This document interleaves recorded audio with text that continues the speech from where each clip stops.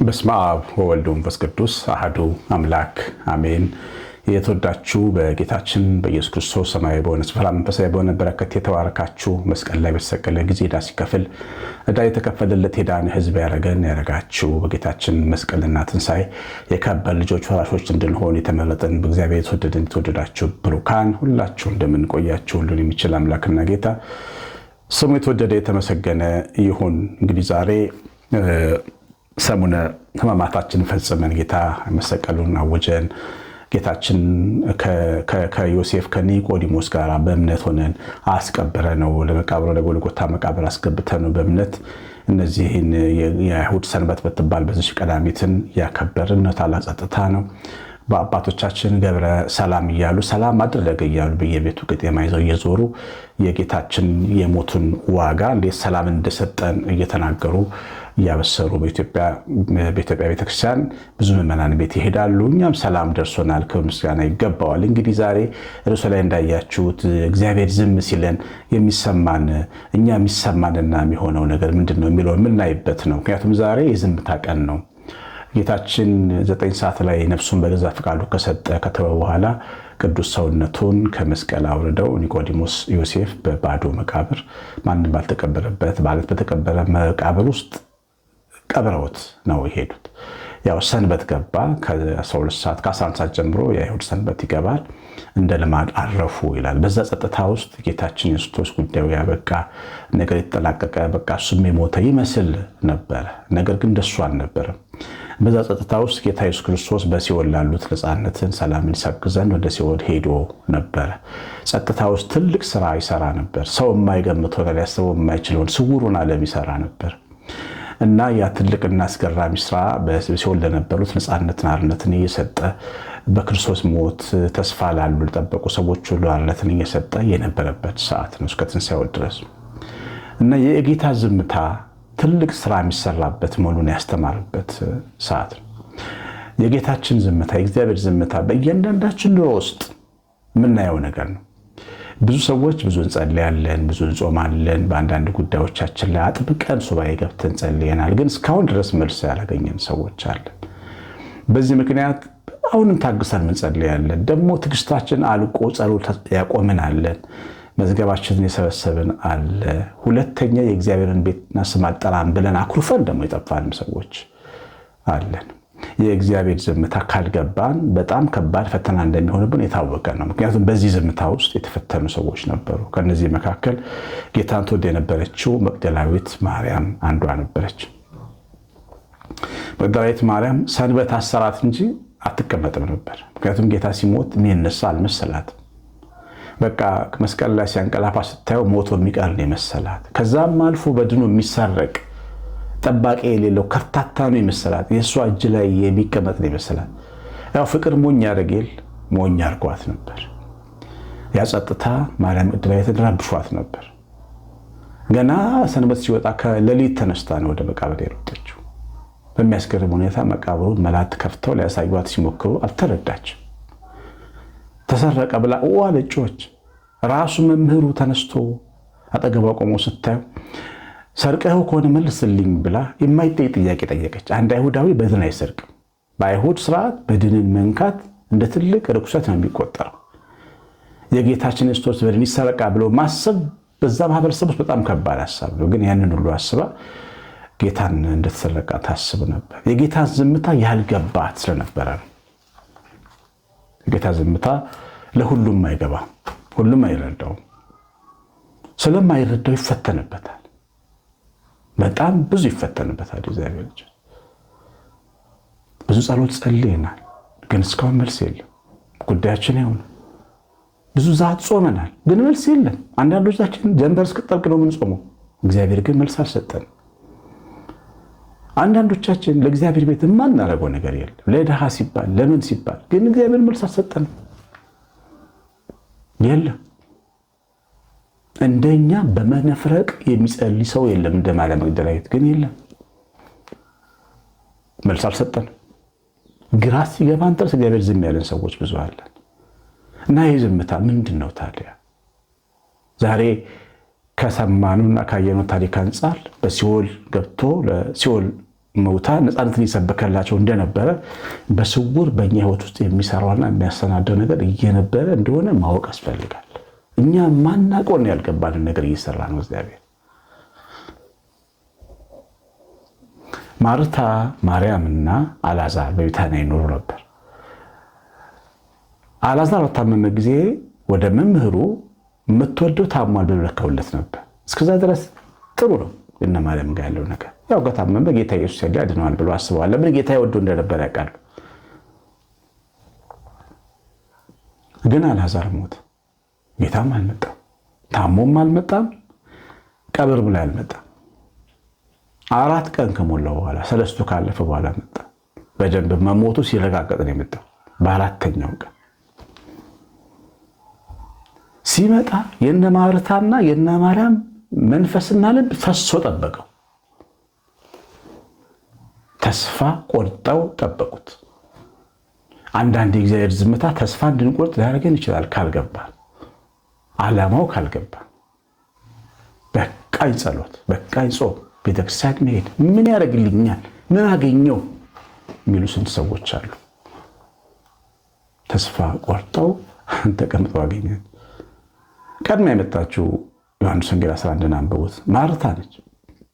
ጌታን ስታየው አንተ ኑረ ቢሆን ወንድሜ ባልሞተ ነበር በማለት የጌታን ዘላለማዊ መድኃኒትነት ካደች። እንደ ምድራዊ ሐኪም አንድ ሰው ሲሞት በቃ አርፏል ተዝበቃ ብሎ ሬሳውን ወደ መቃብር ወደ ሬሳ ክፍል ሸኝቶ እጁን ታጥቦ እንደሚመለስ ሐኪም ነው ያደረገችው። ክብሩን በጣም የሚያዋርድ ነገር እንደተናገረችው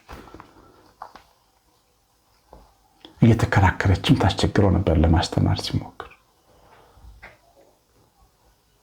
ዝምታው በጥብጧት ነበር። ማርታ አልገባትም። እሷስሽ አልተማረችም እንበል። ምግብ ስታበስል ትምህርት አመልጧታል። እግር ስር የነበረችው ማርታ በስሜቷ ተሸንፋ ነበር፣ በምትሰማው ተሸንፋ ነበር። የታል መምህሩ፣ የታል ወዳጃችሁ? አይ ከሞተ በኋላ መጣ፣ በቃ እንግዲህ እግዚአብሔር አልፈቀደም ብለው ተስፋ እንዲቆርጡ ሲያረጓት ነበር። ስትመጣ ማርያምም የተማረችቱም እንዳልተማረ ሰው ተናገረች። አንተ ኖረ ቢሆን እንደሚባል ሞተ ብላለች። ኃይሉን ካደች። ስለዚህ ጌታ አለቀሰ። ባለማመናቸው አዘነ ማለት ነው። ዝምታ ውስጥ ያለው መልእክት ስላልገባቸው አዘነ። ግን አልገባቸውም ብሎ አልተዋቸው። ወደ መቃብር ይዘውት ሄዱ። ወንድማቸውን ከመቃብር ጠርቶ ምግብ አስፈቶ አስነስቶ ሰጣቸው። ዝም ያለበት ምክንያት ገባቸው። ቆይቼ እግዚአብሔርን ደጅ ጠናሁት እሱም ዘንበል አለልኝ የሚለውን ቃል አብረው ባሉት እነ ማርታ ክብራቸው ነበር። ግን አላሉ። ማንኛው ሰው የሚያደርገውን ነገር ነው ያደረጉት። ሲታመም ሐኪም ቤት እንደሚሄድ መምህሩን ጠሩት። ሲሞት ግን አላመኑት። እና የጌታ ዝምታ ግን ይህንን ለማሳየት ነው። የነ ማርታ ቤት የነ ማርያም ቤት በታላቅ ምሳሌ በታላቅ ክብር በዓለም ይሰበክ ዘንድ ወንድማቸው ከሞት ተነስቶ ኢየሱስ ትንሣኤና ሕይወት እንዲሆን እንደሆነ ያስተምር ያስረዳ ዘንድ ምስክር የሆነ ቤት እንደሆነ አልተረዱም ነበር። ስለ እግዚአብሔር ዝም ስላላችሁ ምን እንዳሰበላችሁ ምን ታውቃላችሁ? እግዚአብሔር ልጆች ምን ታውቃላችሁ? ሸክላ ሰሪው ሸክላውን እየጠበቀው ይሆናል እስኪደርቅ ድረስ፣ እስኪበስል ድረስ፣ እስኪዋሃድ ድረስ። አንዲት ሴት እርሾን ሊጡ ላይ ከከተተች በኋላ ሊጡን ለውሳ ለጥቂት ጊዜ እንዲቦካ ትተዋለች። አንስታ ዝም ብላ ብትጋግረው ያልበሰለ ህብስት ነበር የምታወጣው። ሊጡ እስኪቦካ ትጠብቀዋለች። እስኪቦካ ነው የሚጠብቀው ጌታ። እስኪዋሃድ ወንጌል ከህይወታችን ጋር የተማርነው ትዕግስት መጠበቅ እግዚአብሔርን ተስፋ ማድረግና እምነታችንን ነው የሚመለከተው። እያመነኝ ነው ወይ ይሄ ወንድም ይሄ ልጄ እቺ ሴት እያመነችኝ ነው ወይ እያለ ነው። እነ ማርታ እነ ማርያም እያመኑኝ ነው ወይ ብሎ ፈትኗቸው ወድቀዋል። እስኪያለቅስ ድረስ ወድቀዋል። በዝምታ ውስጥ የኛ እምነት እየተፈተነ በእርግጥም ጌታ እናምነው እንደሆነ እየተጠየቅን እያየን እየፈተንን ራሳችንን እያስተዋወቀ ነው። ዝም ያላችሁ ሰዎች ጸሎታችሁን አትተዉ፣ ልመናችሁን አታቋርጡ፣ ሱባኤያችሁን አትተዉ፣ ጾማችሁን አትተዉ፣ በጎ ስራችሁን ምጽዋታችሁን አትተዉ። ጌታ አለ፣ እግዚአብሔር አለ ማለታችሁን አትተዉ። በፍጹም በቅዱሳን ስም የምትለምኑ አትተዉ። ጌታ አጨከንም ይመጣል። በዝምታ ውስጥ ያለውን ትንሣኤ ይዞ ይመጣል። ለነ ማርያም ሕያው አልዓዛርን ይዞላቸው እንደመጣ ለማርያም ባለን መግደላዊት የተነሳ ኢየሱስን እንዳየች ትንሣኤውን እንዳሳያት የሚያስነሳው ነገር በቤታችን ይኖራልና ዝም ስላለ እንዳትቆጡ፣ ተስፋ እንዳትቆርጡ፣ እንደ አምስቱ ሰነፎች ሙሽራውን መጠበቅ ትታችሁ ገበያ እንዳትሄዱ፣ ያለ ሰዓታችሁ እንዳትታለሉ። ይሄ ስውር ሰዓት ስውር መንገድ ነው። እንዳትሸነፉ፣ እንዳትበሉ። እያችሁ አምስቱ ደናግላን ልባሞቹ ጌታን ጸንተው ጠበቁ። ሰነፎቹ ግን ዘይት ሊገዙ ገበያ ሄዱ። ሙሽራው ሲመጣ አጣቸው።